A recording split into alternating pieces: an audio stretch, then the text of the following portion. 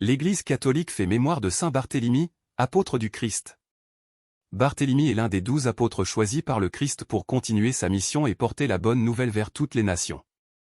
On l'identifie habituellement avec Nathanaël, dont le début de l'Évangile selon saint Jean donne un portrait fort vivant. À cet homme de Cana en Galilée, Philippe vient annoncer, celui de qui il est écrit dans la loi et les prophètes, nous l'avons trouvé. C'est Jésus, le fils de Joseph de Nazareth.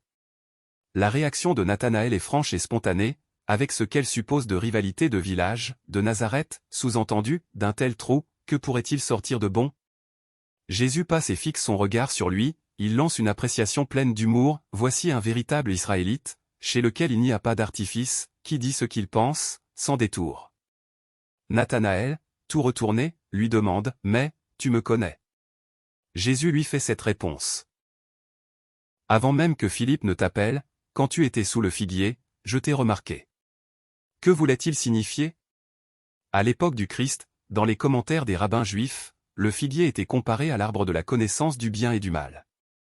L'expression « être sous le figuier » pouvait s'appliquer à quelqu'un qui s'intéresse intensément aux Saintes Écritures. Nathanaël est tout fier et heureux d'avoir été remarqué et félicité par ce maître qui, sans doute, l'a déjà intrigué. Tout aussi spontanément qu'il était sceptique, il lui accorde sa foi et sa confiance. Il proclame, « Rabbi, tu es le Fils de Dieu, tu es le roi d'Israël. » La tradition des églises d'Orient rapporte de l'apôtre Barthélemy Nathanaël qu'il évangélisa, après la Pentecôte, la Phrygie, les rives du Bosphore et l'Arménie. D'étymologie araméenne, Barthélemy signifie le fils de Tolmaï, Bartholmaï. Nathanaël signifie en hébreu Yahvé, Dieu, a donné. Saint Barthélemy, apôtre du Christ, priez pour nous. Évangile. On viendra de l'Orient et de l'Occident prendre place au festin dans le royaume de Dieu. Alléluia. Alléluia.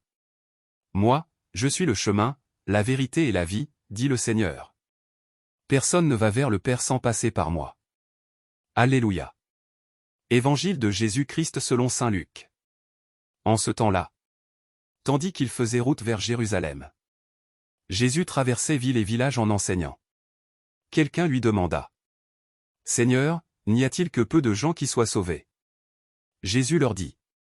Efforcez-vous d'entrer par la porte étroite.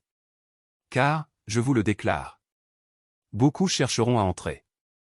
Et n'y parviendront pas. Lorsque le maître de maison se sera levé pour fermer la porte. Si vous, du dehors, vous vous mettez à frapper à la porte, en disant « Seigneur, ouvre-nous », il vous répondra « Je ne sais pas d'où vous êtes. » Alors vous vous mettrez à dire « Nous avons mangé et bu en ta présence. Et tu as enseigné sur nos places. » Il vous répondra « Je ne sais pas d'où vous êtes. Éloignez-vous de moi. Vous tous qui commettez l'injustice. » Là, il y aura des pleurs et des grincements de dents.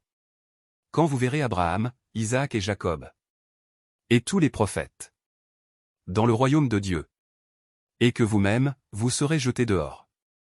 Alors on viendra de l'Orient et de l'Occident, du Nord et du Midi, prendre place au festin dans le royaume de Dieu. Oui, il y a des derniers qui seront premiers, et des premiers qui seront derniers. Acclamons la parole de Dieu. Louange à toi Seigneur Jésus.